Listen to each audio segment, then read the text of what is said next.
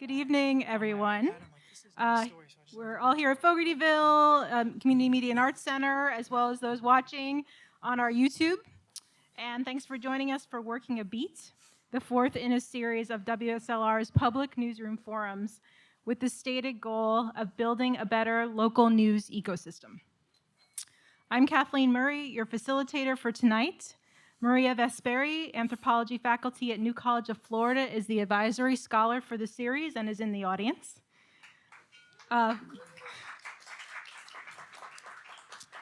Funding for this program was provided through a grant from Florida Humanities with funds from the National Endowment from the Humanities. Any views, findings, conclusions, or recommendations expressed in this forum do not necessarily represent those of Florida Humanities or the National Endowment for the Humanities. A little bit about myself. I'm Communications Director for WSLR in Fogartyville, host of Art Beat on alternating Monday mornings on WSLR, and I assist WSLR News Director Johannes Werner with mentorship of our interns. I hold a newspaper journalism degree from Syracuse University, and I worked in all size markets during my years as a journalist. My most relevant experience in terms of tonight's event was my work as a visual arts beat reporter for the Poughkeepsie Journal, a Gannett-owned newspaper in New York.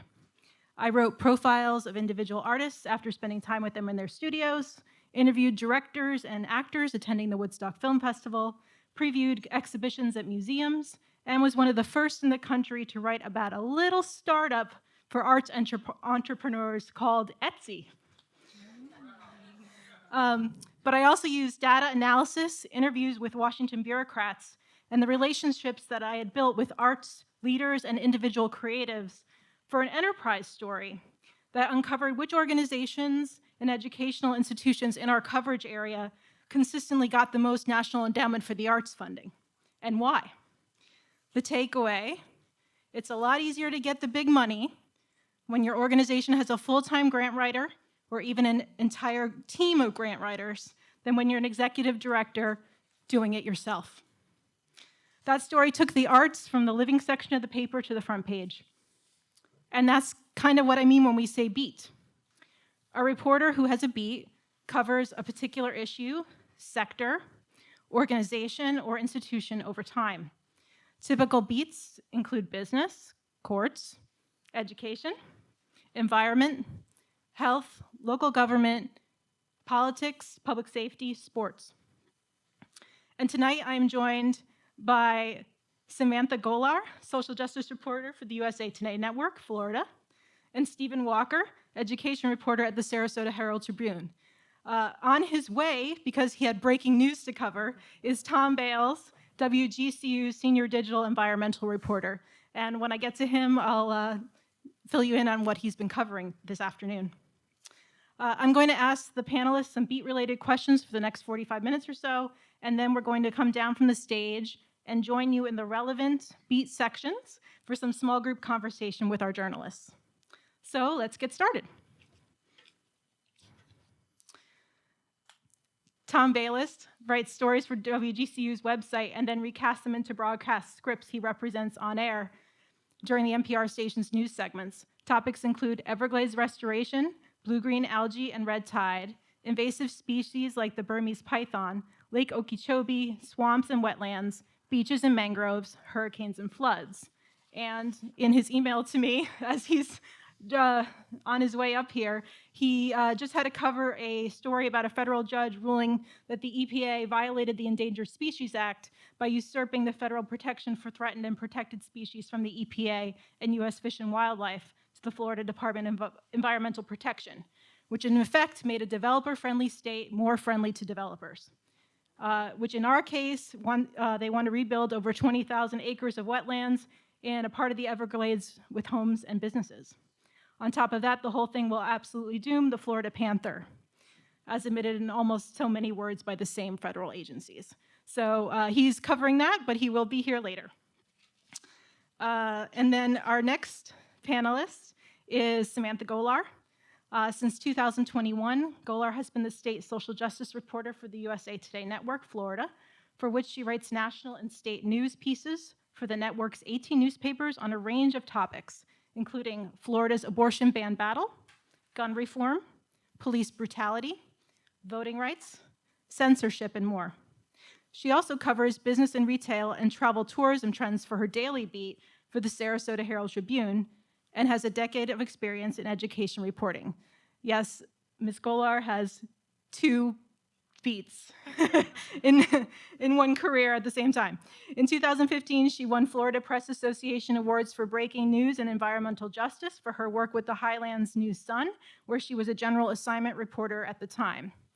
Gholar is a graduate of the University of Southern Mississippi with a degree in mass communication and journalism. She is a mother, philanthropist, well-being educator, lifelong yogi, and avid traveler. Welcome, Samantha.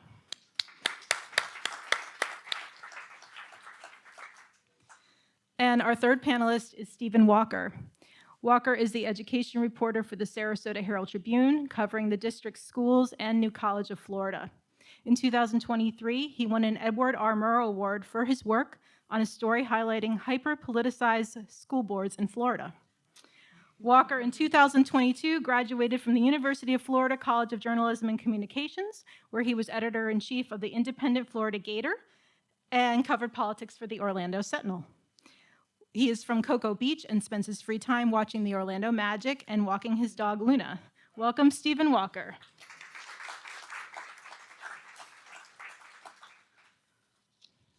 Okay, Stephen, let's start with you. So I casually mentioned that you cover the school district of Sarasota and New College. I think, as we all know, those beats are tremendously huge here, and are you doing that all yourself? And after you answer that question, what are some of the range of stories you've been covering on that beat? Hi, can you guys hear me? Yeah, I do cover it all by myself. It's kind of crazy. I cover the school district, like you said, and New College. New College kind of came along later. Mostly when I started at the Herald-Tribune in May of 2022. When I saw education reporter, I was like, okay, I'm gonna be covering like curriculum and all these things, because my background's in political reporting. Like you mentioned, I was an intern for the Orlando Sentinel covering politics, and I covered like state politics in college for NPR, and that was like my background. And my professor advisors, when I was looking for jobs, advised me that this was a good position for my background, and I trusted them, and they were of course right, because I got here, and my very first school board meeting, Tom Edwards was running it, and he like threw everybody out of the board meeting. That was a long, and I remember when that was the craziest thing I'd covered. But since then, of course, school board meetings have gotten crazier and crazier. It sucks because I see education reporting and specifically school district reporting as an opportunity to merge the parts of political journalism that I like, which is conflict and the two sides and what each are for, what each are against, and where that ends up being, right? You see that in bill debates and just in the legislature, but then you see the human aspect of it and how things are affected by policy that's written, and that's all very easily seen in schools, right? It's the direct effect of policy that's written, and I feel like often I haven't been able to focus on a lot of the effects. I've tried my best to write stories about like how things are affecting right at the school level, and that's like one of my favorite things I get to cover every year is back to school, because it's one of the few times of the year I get to like just go into tons of schools, because the school district's like, yeah, come on in, come talk to teachers who are setting their classrooms up, and I get to be like, are you scared to work in Sarasota County? But because I get to like actually talk to teachers and see how the people who are actually teaching the students are on the ground, affected directly by these policies, operate. And so they are the direct effect of the politics that happens at the school board. But oftentimes I'm sucked up like 50,000 feet to the school board level, where you see people mudslinging and all these different things happening. And that's why if you read my stories, I try to, at least when it's not 3.5 hours straight of Bridget Ziegler resign, because then that's obviously the story. But if things are happening that are actually getting voted on, like new district policies or things, I try to like cut through a little bit and see like, here's what's actually happening, because that's very important and can get very lost. And I feel like sometimes in all the noise that happens, things do get lost, and then things just end up happening, and they're like, well, how did that happen? Well, it actually happened 6 months ago at this meeting that was completely distracted by this. But anyways, and then that's the school district, and then New College. Oof. That happened when I was here I had never heard of New College of Florida when I started. Probably didn't for a whole 6 months of my starting here. And then obviously on January 6th of last year, DeSantis appoints all the new board members. Zach Anderson, our political editor, is the person who kind of is on all of that because it's DeSantis, but then I get looped in because it's higher ed, and then kind of goes from there. A lot of board meetings there too, where a lot of fireworks happen, a lot of impassioned speakers, a lot of change happening very fast, a lot faster than in the school district. So that's been something where, covering admissions, covering the introduction of an athletics department that doesn't have fields, all these things that are unprecedented, in trying to put them within a context of, that makes sense to report, I guess. So I don't know if that answers your question, but it definitely is the start of that, and we'll get deeper into some stories that I know that you would like to cover that you might not have had an opportunity because of resources. And Samantha, let's share the sort of the breadth of stories that you cover, and maybe first describe what the social justice beat entails, and sort of how you define it. Yeah. So this beat is new to Florida.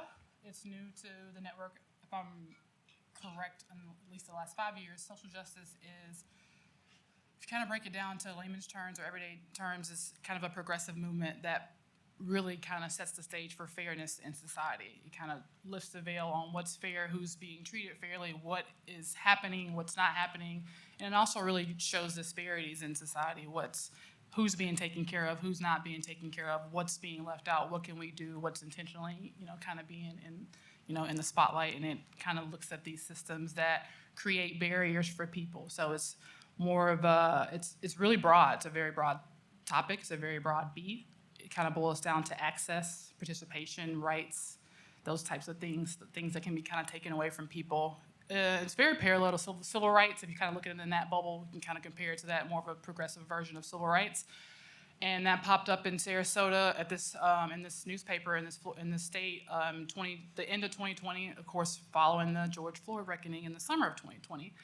I remember when this job came up for hire, I wasn't working in a newspaper. I was actually in marketing at the time. I've been in and out of journalism for years. We have a love-hate relationship. It loves me and I love it, but it's difficult. It's hard. I've been raising a child, this whole time as well. So it's very, as a general assignment reporter, you're out in the field, you're covering everything, fires, cops, everything. But when this beat came along, I knew immediately that was something that I wanted to cover, so I applied. It was a very long application process. They wanted the right fit for this role, and I was very candid with my editors and told him that if you choose anyone that's other than a person of color for this role, they're going to get it wrong. And that was the first thing I said when I applied, and I think that's what carried me into the job. But so it's just one of those beats where you're looking at what's happening and what's reoccurring over and over again, and where people are kind of feel injustice happening, basically. And how do we talk about these things in a way that my effort when I write is to talk about things in a way that doesn't make one side or the other angry. It's hard to do. It's, a lot of people think that the media, specifically the media right now, is becoming, more left. I tell people all the time it's kind of correcting. It's kind of becoming more neutral because it has been very conservative, and social justice is not a conservative topic. It's very, very, if you look at it a certain way, some people think it's liberal, but in my opinion, it's a correction. It's a kind of a way of kind of pointing out and highlighting the injustices, the disparities, and the needs of marginalized groups. That's the way I defined it. So can you give some examples of recent stories, maybe in the last month, that you've covered? In the last month, of course, it's Black History Month, so I've been covering, just highlighting profiles and features of, incredible unsung Black people in this community that don't always get spotlighted in the newspaper because there's no Black reporter in the newsroom who knows these people. Other than that, in the most recent things I've been covering is a lot of police brutality. There's been a situation up at Palmetto Police Department that's been brewing for several months. There was someone who was killed in police custody, and the police weren't releasing information about it. The family weren't satisfied with the speed at which the information was coming out. So I've been covering that and did an investigative report, enterprise piece in January with the paper, and it was put in several papers in the state, probably think about 10 or so. Not all 19, there's 19 papers in Florida under Gannett and USA Today, but just trying to get the police chief to, talk to the media, tell us what's going on, tell us what's happening, release the body cam footage. And that's a lot of what it is. It's just kind of poking people and saying, this is wrong. How can we at least come to the table with a little bit of information so this family isn't just freaking out? And, you can't calm that, but you can at least hold them accountable. And that's what that story was, an accountability story. So, obviously, police chiefs are among your sources. Absolutely. How do you cultivate sources for this particular beat, and what's sort of the mix of sort of person on the street type sources, and then institutional ones like police? You hit it nail on the head. There are buckets of sources, reliable sources. Stephen hit it earlier. Some sources we're talking about off mics. Some sources are off the record. In journalism terms, this means that someone that you can get information from that you can't publicize their name or where the information came from, and typically you can't use those in news stories. But with institutional and with agencies such as police agencies, they have public information officers, PIOs, and they are required, and that's their job, to speak directly to the media for anything we need. And those are at every agency, sheriff's department, police departments, those are at colleges. Every big institution with a lot of funding, for the most part, has some type of communications director or public appointed person to get information from. And for me, outside of those sources, I spend a lot of time in the community. I'm always at events, I'm always at things, so and I've been here a really long time. I've lived here for a really long time. So you start to speak to people, you learn people, and you build trust by being visible in the community. People know who you are, they know your beat, they read your stories, and a lot of times, depending on what's happening in that situation, they will come to you, and they'll become a source that you can hopefully go back to if they're reliable and trustworthy, and vice versa. As in provide tips? Correct, yep. And what about building trust? Because I'm assuming there might be some antagonistic relationship sort of inherent between a reporter, especially working on something as volatile at times as social justice, and sources in law enforcement. So how do you build a trusting relationship that they're actually going to be willing to take your phone call? I don't know how to word this. It takes a minute. Sometimes the PIOs are helpful. The PIOs work really closely with the police chiefs. A lot of times you won't get the chief. In the Palmetto situation, the PIO is the police chief because the agency is so small. There's only, I think it was 40, maybe 40, 20 or 40, I can't remember the exact number. It was a very small number of officers that worked there. When you compare that to Sarasota or any other larger agency locally, it's a lot harder to get the chief recs because you have to go through, this PIO person. But it takes a while, continually working with that PIO, making sure that what we're writing is accurate. And also, I have found, especially in the last few years, not always writing the hard stories, the rough stories, you did something wrong stories. You have to also, I just had a quick meeting with the PIO at Sarasota Police Department about a good story, a positive story, something that no one has picked up, but it's something that I thought was newsworthy because it shows the connection and it shows collaboration between community members and the police department. They love those types of stories. That builds those trust, not always poking and pointing out the negatives. It's also part of my beat is also to talk about the things that are changing and being better and making things better for everyone. So I found that to work as well. Do you have also sources that are lawmakers? Do you deal with those kind of folks on your beat? A lot of organizations that are close to lawmakers. So, for instance, there's a lot of, the first one that pops in my mind is because someone I know is in that organization, Planned Parenthood, those types of organizations that have connections with policymakers, that have organizations that work directly with policymakers. Another one is, my brain's escaping me right now. the other abortion group up in Pinellas County that I work with a lot, that has a lot of policymakers and a lot of people that are running for office. A lot of political hopefuls. They have, opinions and opportunities to talk to and learn things about policies that are coming down the pike. But there's policymakers and there's just spaces where you can kind of get in and understand what's happening. You don't always have to talk to someone that's a lawmaker. You can just talk to a cabinet member or someone that's in the office and in that sphere and kind of get information that's coming. And Stephen, what about you? Who are your sources, both sort of official types and the louder voices, the quieter voices? Yeah, from a school board perspective, the first thing I did when I got here was reach out to each and every one of them, because they're going to be members of the school board. Yeah, school board members. Their emails, they have distinct ones, and if you reach out to them, I mean, recently they haven't been very good at getting back to you, but when I started, it was every single one of them got back to me wanting to talk or get coffee. I remember having like a 3-hour conversation with Jane Goodwin, and Bridget Ziegler and I went to coffee. Tom Edwards and I went and got coffee. And you start building that, like, hello, I'm a reporter that just started here. I want to cover you fairly and accurately. What's a good number to reach you? What are the things that are important to you that you are looking for in news coverage? What are the things I should be looking out for? And so that's something whenever I talk to anybody, whether it be, somebody like a school board member forwards me a contact saying this, you should talk to this parent about something they're going through. I will always end in a phone call with, okay, well, this is my cell phone number. Feel free to reach out anytime about anything going on, and feel free to give this to anybody that might want to talk to me about something. And that has bared so much fruit from that, because people will say, hey, I got your phone number from so-and-so. I heard about this. And specifically, that's been great with New College, where I will talk to lots of parents of students, lots of students themselves, and I'll tell them the same thing, like, hey, this is my cell phone number. I know a lot's going on, and I'm only one person that can't see everything. So if you hear of something, don't assume that I also saw it. Please reach out to me anytime.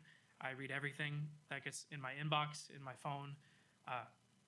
And so that's a great source building network. In terms of with PIOs, because I also deal with them, they vary greatly. New College didn't really have one until a couple months after you would say the transformation started, right? They hired this guy named Nathan March, him and I have a great working relationship, because he used to be a reporter. A lot of these people who work in that sphere used to be in news. And so really it comes down to leveling with them, saying, hey, you know how this dance goes. I'm going to reach out to you all the time. And I know there's stuff you don't want to tell me, or there's stuff that you cannot tell me. I just need you to be upfront about it so we can work on this. And usually if you're real with them, they'll be real with you. And I know Nathan is very close with Richard Corcoran in terms of they pretty much talk all day, every day about everything. And they're on the same page about a lot of the stuff happening at New College. So I ask him always to be straight up with me. I'm like, am I going to be able to get Richard Corcoran's word on this? And he's no. And I'm like, all right, can I get the college, like just generally? And so working with PIOs is a lot. I'm sure it's different, that specifically with like organizations versus a lot of like governmental agencies. You talk school board, you talk New College. They're all subject to Florida's public record law. So I always have the card of saying, well, if you don't tell me, I'm just going to get it.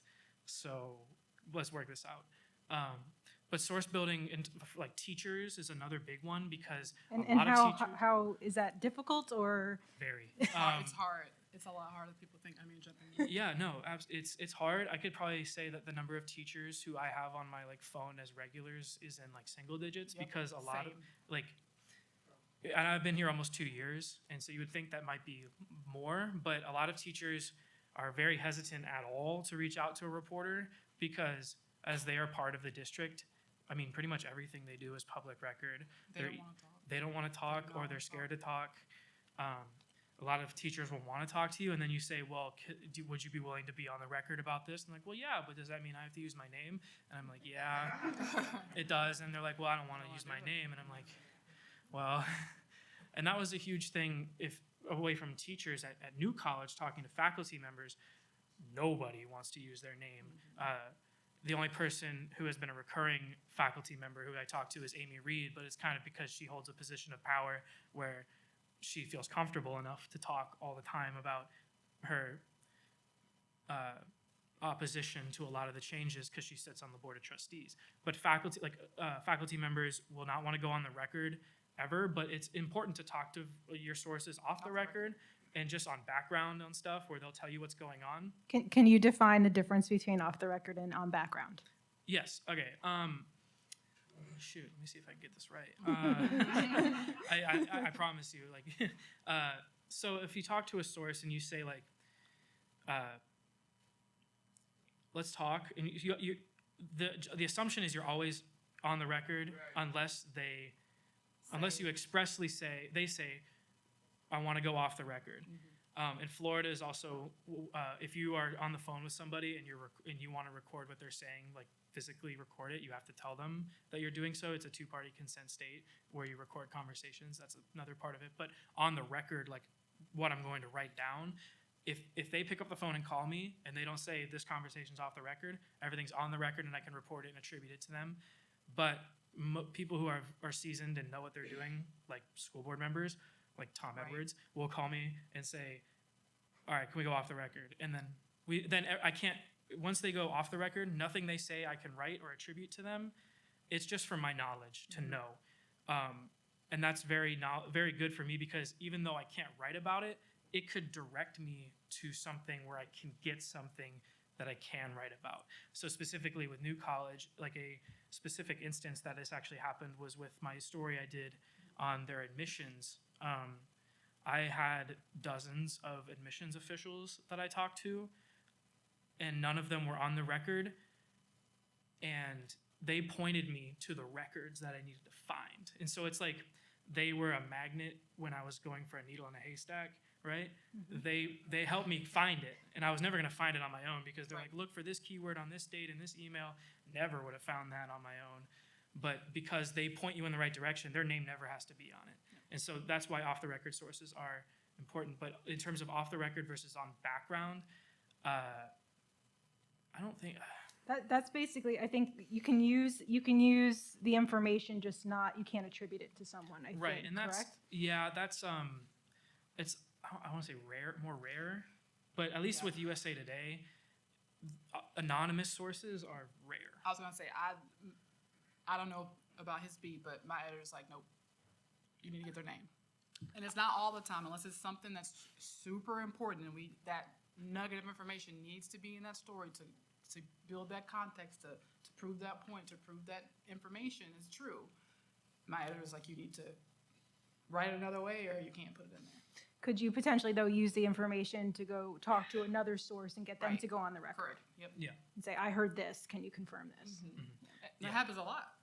For me anyways. Yeah, and you don't have to tell people where you find stuff out. You don't have to tell people. That's something I tell like teachers. It's like, you tell me something that I should know, and I go to the district and say, I heard this happened. If they say, well, where'd you find that? This has happened before, where it's like, well, where'd you hear that? And I'm like, I just heard it. Like, what do you want me to I'm not going to rat my sources, which is another thing. And like legally, if somebody's off the record and I'm like legally asked to divulge who that person is, I'm not obligated to, and I can go to reporters go to jail because they'll get arrested for contempt, and legally you're not required or compelled to reveal anonymous sources. So other than teachers, some other sort of folks who feel impact on decisions that are made at the school board level would be students, parents, community members. So how do you cultivate those sources? It's a lot of the same, at least in terms of with students, they're a lot more online. And so Twitter is great for that in terms of a lot of people who are active in activist spaces are on Twitter. And so my DMs are always open and I can reach out, like they can reach out to me, I can reach out to them, and then you follow somebody and they see they followed you and they're like, why is there a reporter who followed me? And students are very online. So it's a good sphere to get into in terms of trying to source them because they're always on their phones, and so, and they're always if like I remember talking to some students outside of one of the recent school board meetings, and then I got a bunch of Instagram DMs, which is weird because my Instagram is not like a professional Instagram, but it's the same username. And Same so handle? that's my own fault, right? But they're so online that they just found it, and so students are easier in terms of that. But then teachers, I always try to express like, please share my number with other teachers who might want to talk to me. But parents too. There's parents of school children, and then parents of the new college students, who I would say are almost equally online. Facebook is huge with the school board parents. They have a whole counter page to the conservative page that I use all the time. So. Well, so I'm going to pivot to one of my later questions, because it was, in what ways do you use or not use social media and crowdsourcing for your sourcing? So do you want to take that? Yeah, I've found since I started my beat that, and maybe I don't want to use the word lucky, but maybe I'm approachable. I don't know the right word. People send me things a lot. I get a lot of emails like, hey, and maybe it's because it's social justice and it's such a hot topic and everybody wants their things kind of looked at and examined and they want stories, and I appreciate it, but people send me things a lot. I do get quite a bit of things on X, Twitter X. Is it X now? It's X. I do get some things on X. And Facebook is huge. I mean, I think Facebook's always going to be a good spot for news. I hate to say that because it's just people want to talk on there. They're going to put every thought on Facebook, and and it's public record. You can screenshot it. You can use it. You can, hey, I saw your Facebook post. Would you like to talk to me about the new business that opened down the street that messed up your order? Like, people want to talk to the media. It's just a matter of what I feel and what I have learned is that they have to trust the reporter. They have to trust the journalist. They're not going to trust the newspaper because people just don't trust the media. A lot of people think it's the media's fault. Everything's our fault. But if you can establish a relationship with someone or a few people or an organization or a school board or whatever, you can do a good job and continue working in the community and do the work you need to do. But technology helps. I think Stephen, his Twitter, the way he does, and I've never seen anyone until I met Stephen when he came into the newspaper. I'd never seen anyone use Twitter as their actual reporting. Like the way he reports his school board meetings, I want to copy it, but I'm too ADHD to do this. I can't not do it. You tweet the meetings. He tweets his meetings, and I can't. Or you X your meeting. You can tell him all about it. Yeah, go ahead. It'll always be Twitter. I'm too stuck in my ways on it. So yeah, I almost use it like Twitter. I like to characterize it, and other reporters who've talked to me about like, you use Twitter so much, like you tweet all these meetings. Why? I almost see it as I never take physical notes. I have terrible handwriting.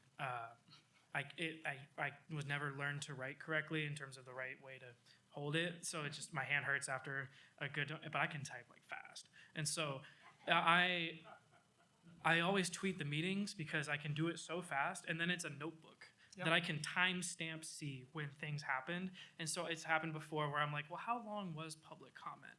And so I'll go back to the meeting tweet thread and look, my tweet that says public comment is starting, and then looking at this was the last speaker, and then do the difference. And so then and then also I pull quotes and tweet the quotes, and I always do. So what I have is an automatic transcription service that I expense to the company.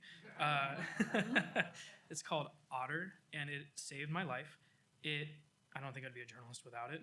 It transcribes audio recordings automatically live, and so I'll be in a meeting, and it'll be recording all the things happening, and somebody will say something that makes my ears perk up, what did they just say?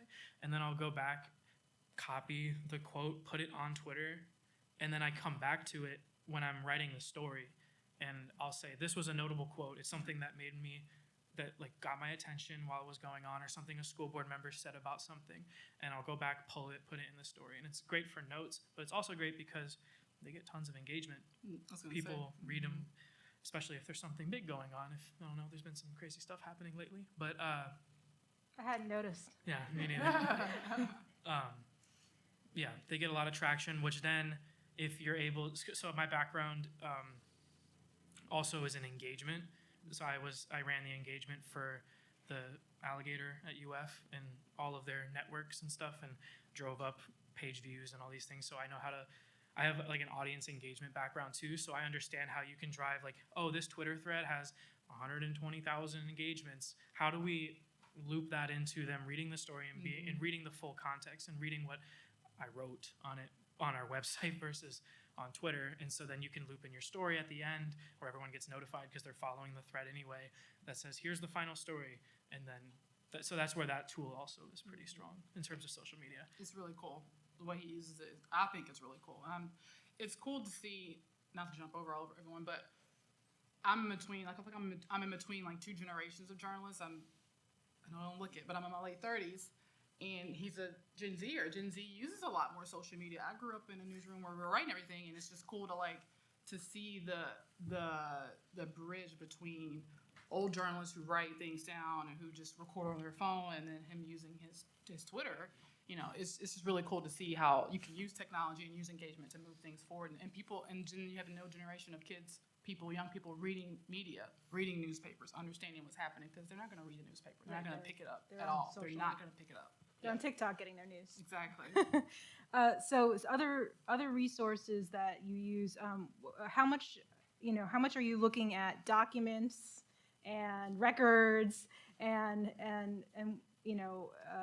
what are the different challenges, to sort of get these primary, this primary information for your beats? The example for the Palmetto police brutality that I'm working on right now, that's straight records from the police department. So you just put a records request in. So what do you mean by records request? A records request is you go to the agency and you reach out to the records clerk. Every agency has a clerk.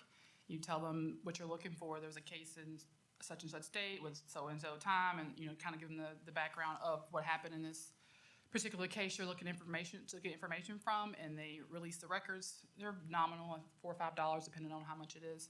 And depending on what you're looking for, in my case with this police brutality report, it was redacted, of course. Redacted means all the information's blacked out in this big document where the police go through and write about what happened, or whatever the public record is. And that information tells you what happened that night, who was involved, all those things. But it's a process. You have to request those directly from the clerk. It take 3, 4, 5, 6 days, depending on how long they want. It's really up to them. You have no control as a journalist of how long those records come back. They're supposed to have a time, turnaround time, but they don't always do that. So documents for those types of things, and then when I'm covering things for my beat and for the retail and business side, it's a lot of coming from the county, property taxes, records, things like that. This is open and there's land been cleared, developers, you can see all that type of information. That comes from the county, from clerk of court's office as well. So just a lot of digging for public records. I'm trying to think if there's anything else that I'd use. About lawsuits? Lawsuits, the ones I get come from the attorneys. You can directly get those from the attorneys. Attorneys usually work really well with journalists. They don't have a reason not to usually. And if you're working on a case, they're going to direct you to the attorney anyways. And they have clerks and things like that. So those They'll pull it for you. They'll pull it for you, correct. Yep. How about you, Stephen? A lot of public records. Yeah. So mostly it's fishing, and you try to narrow down your search to smaller and smaller things. You try to figure out and this is where a lot of anonymous or off the record sources come in handy, because they'll know more about what to find than you do, because they will know like time frames, keywords, things that can help narrow your search. Because if you go to the school district and ask for every school board member's emails from one day starting of the week to 7 days later, you're going to get like a massive amount of emails that you'll have no idea what is in them. And so at least for me, like I did a public records request on Bridget Ziegler's emails in the week, it was in the week following the Michael Barfield story and dropping about what her husband being under investigation, like right as it happened. I asked for a week of emails with the keyword resign. I had to pay for those records, which is weird because I try to keep my records very narrow searched. But this one I had to pay for, which was kind of shocking, and I had to go physically to the Pick it records up. office and pick it up on a flash drive, which never That happens. happened to me if I know. Really? They made me go get it. Because usually they just email it to you. No, they made and- me go get it. Yeah, I don't know, but so then you get a flash drive that has. So like I'm six- sorry, where were you picking this up? Sorry. No, Was Just this like like- the board of ed? the school board. This like, is the school board that you had to go get the flash drive. yeah, so the school board has a records office in Venice, and so you have to go. They'll pick it up. You pick it up from there, or they'll just email it to you. You can also request text messages between people because all of their phones are public records or public too. So this happened when Venice High's band was going to march in Disney, and then Disney told them to cover the Indian patch, and they said no. I requested the principal's text messages and got their text message with the Disney representative and then just wrote it.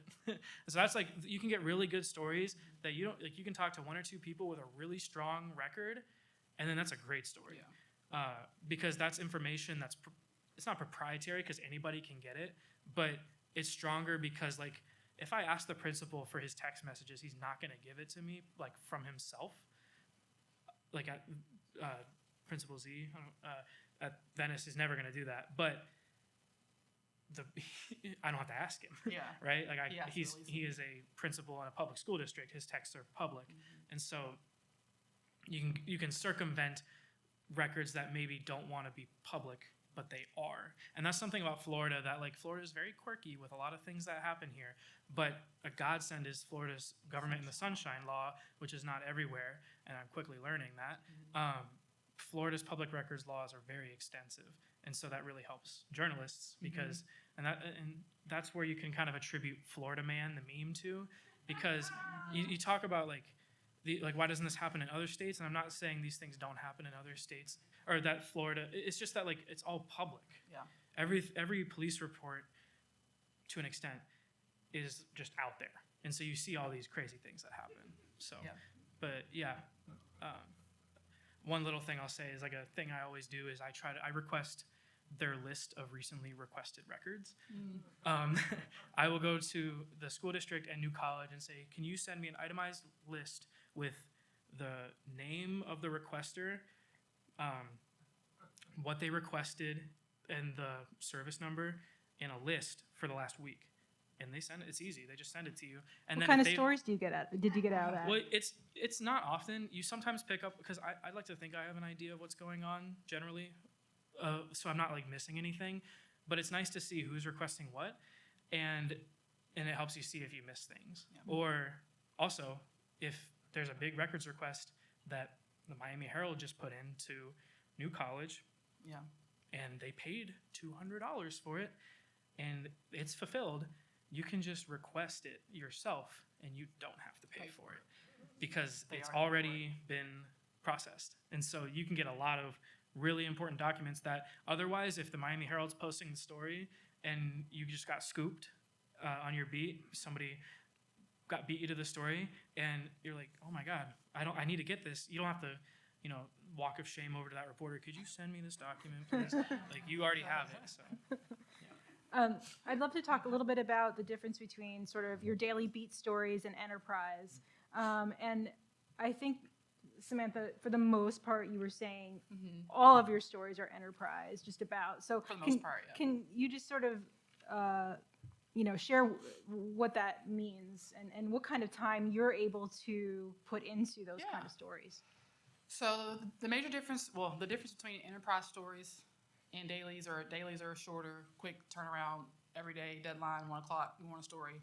And I have to do those regularly for the Herald-Tribune directly for a business story. So if there's a new, gym opening, there's a new whatever opening, those need to be turned around that day. And those take up not a lot of time, a few hours. I'm a slow writer, very slow writer because I just get distracted. So, I'm dumb. I can do 2 or 3 of those in a day. Whereas enterprise stories for my social justice beat, those can go anywhere from a week to a year. It depends on how much time I'm allocated from my editor, how much they are buying into the story that I've pitched, that I want to write, that I want to publicize, and how much funding. Nowadays you can get a grant if you're lucky and you're a strong writer, to work at your newsroom that's separate from your salary. And that gives you another 5, 6, 4, 7, 8, 9 months, however long that project is, you can do that. But typically my enterprise stories usually about a week to 2 weeks, depending on what it is. The Palmetto story I did last month in January for the accountability story for all the investigating behind the police brutality, that took all month. But I did 3 giant stories wrapped into one big story. So it was the first one was the breaking story on the family having the press conference because they wanted answers. And the second one was, okay, why haven't you spoken to this family? What's going on? What's taking so long? What's the holdup? The third one was, well, we're waiting on toxicology. And then the fourth one was, we talked about the community rallying behind this family and going to the commission meeting and trying to understand what's taking so long and showing support. And then my editor had instructed me and asked me, and that doesn't happen a lot. I don't get assigned stories. As you get older and you've done your beat a lot more, you write your own stories, create your own stories. But he liked the stories I was doing, so he wanted me to do a deeper enterprise story and pull all the records from the Palmetto Police Department, Sarasota Police Department, Longboat Key Police Department, Bradenton Beach Police Department, Venice Police Department. To kind of see if there was a trend. To compare the trend to see if, what weapons are being used on victims of police brutality in the past year. Who's used tasers, who's used guns, who's choked someone out, who's, whatever the situation was. And that took all month. And I was able to use a data reporter who is, a younger reporter. She works in a newsroom with us, and she helped me pull that data because I was too busy talking. Not too busy. I was doing my side of the reporting, talking to the police chief, talking to the family, so it's big elements in these enterprise stories. And if you're lucky, they give you a data reporter to help you pull things, and if you're not, you do it all yourself. And for me, it's I don't know. Sometimes I get someone to help me, sometimes I don't. It just depends on what's happening.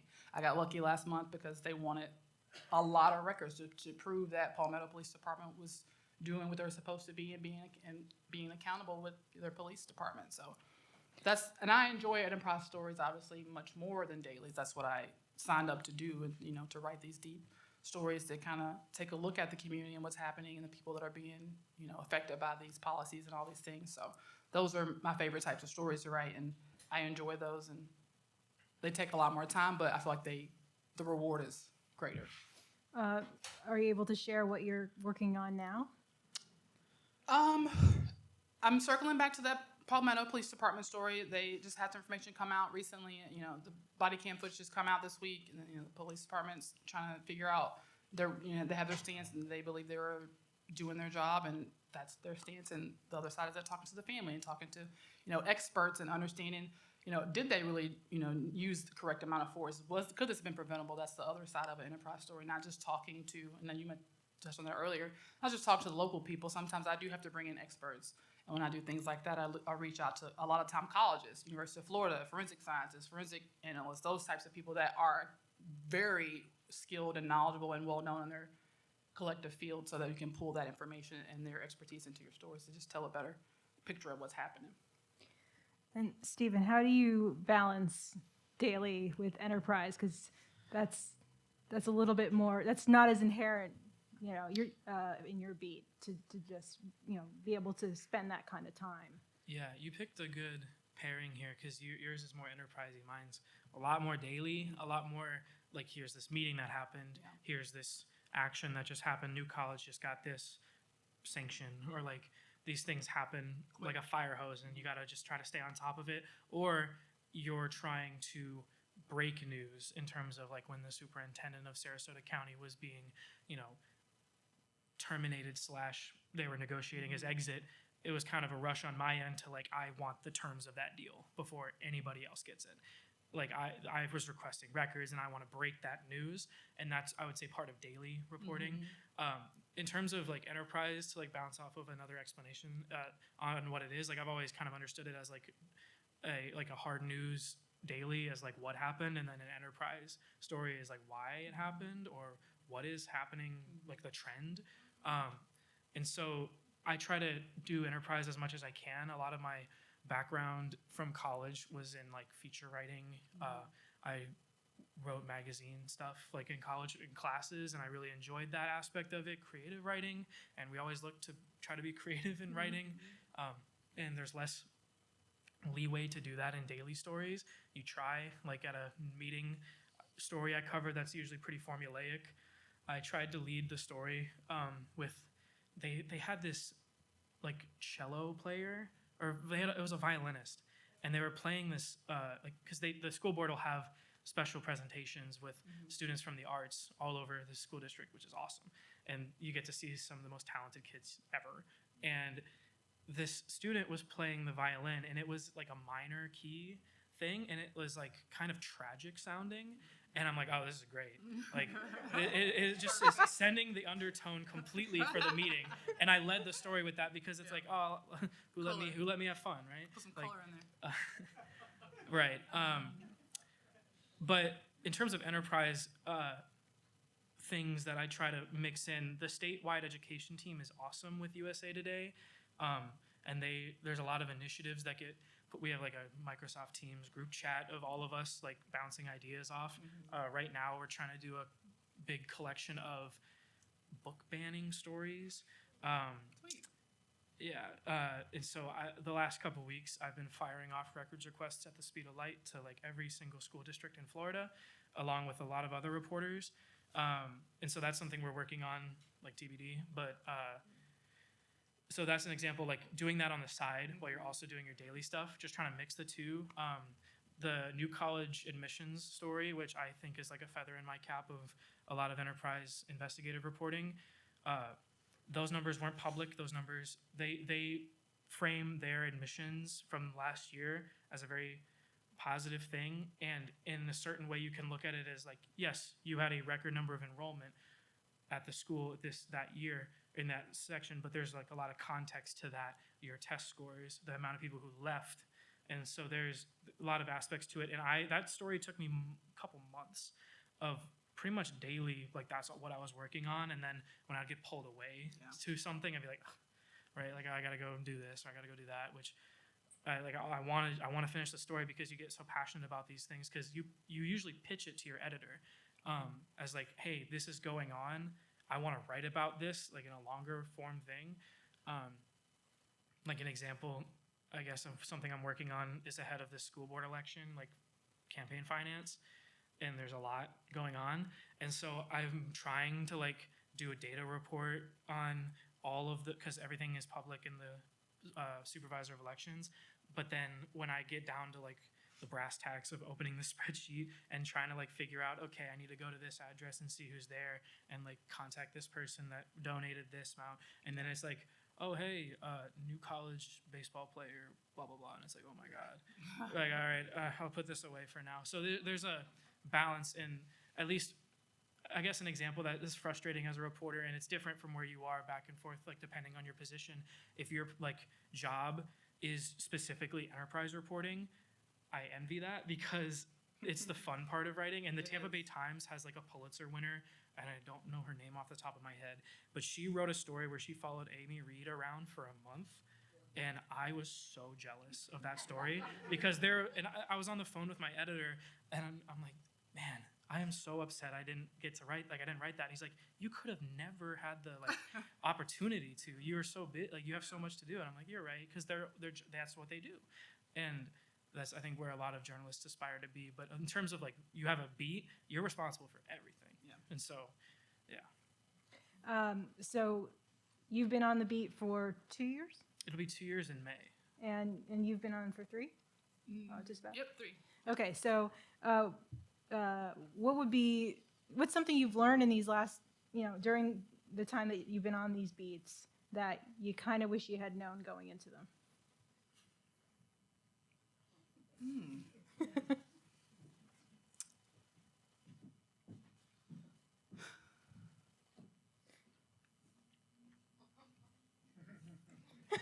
Sorry. Good question. I mean, I'm trying to think. Is there anything that just has just kind of blown your mind, like did not see that coming?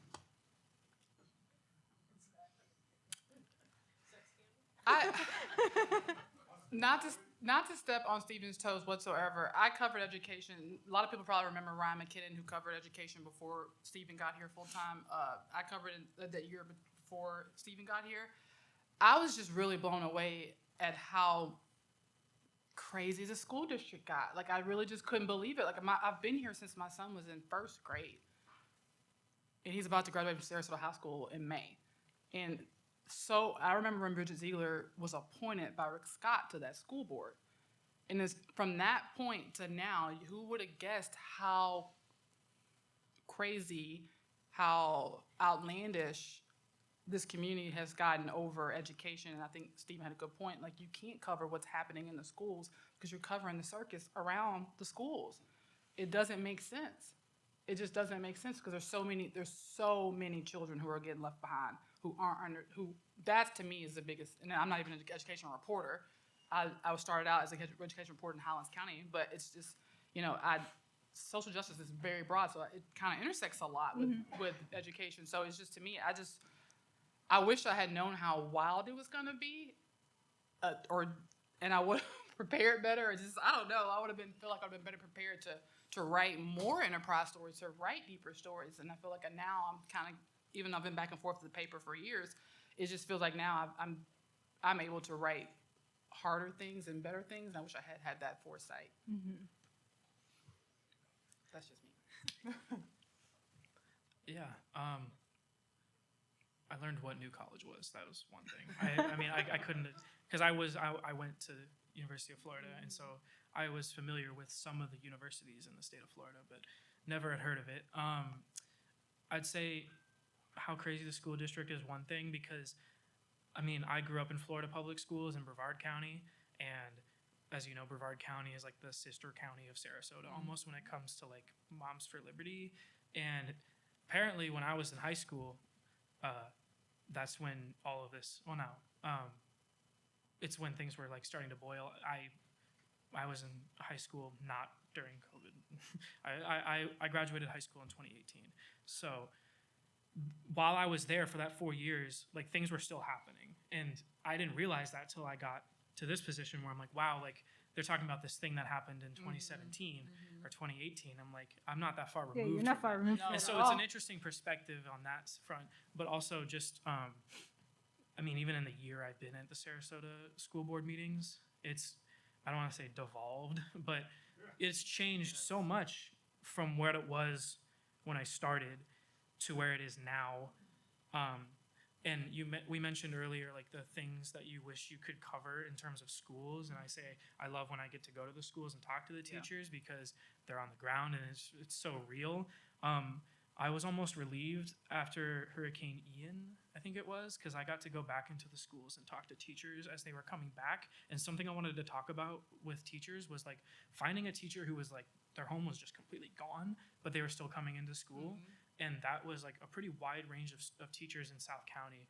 And that was a great story because that's actually those real people, something that doesn't have to do with books getting banned, which is obviously an issue. Absolutely. It's just, this is like something that doesn't get covered as much. You also talk about the achievement gap that never gets talked about in school board meetings, reading scores, which only get brought up as a political talking point, but it's like a real issue. And the literacy of those people affected by, you want to talk about like COVID and the lockdowns, kids are struggling to read because of being out of school and at home for that long. That's a real thing that is not getting reported as much because right now all we're talking about is important issues of, book challenges and library materials and these culture war issues too, that a lot of it gets shuffled up. So you talk about stories that you want to cover, and that's something I think I can grow and improve on, is continuing to try to cut through. And I don't say the noise in a derogatory way, but like the noise of everything going on to report on some of the issues that get underreported. So. All right, well, thank you. We're going to wrap up, and then we're going to come down to you now. And hopefully you'll be able to share some of your story ideas for the reporters. And maybe you'll be their next source. So thank you so very much. Really appreciate everything you had to say. And I just got a text from Tom Bales. He's like 5 minutes away. So he will be joining at the end. Poor guy. All right. Thank you. So I guess we'll head on down.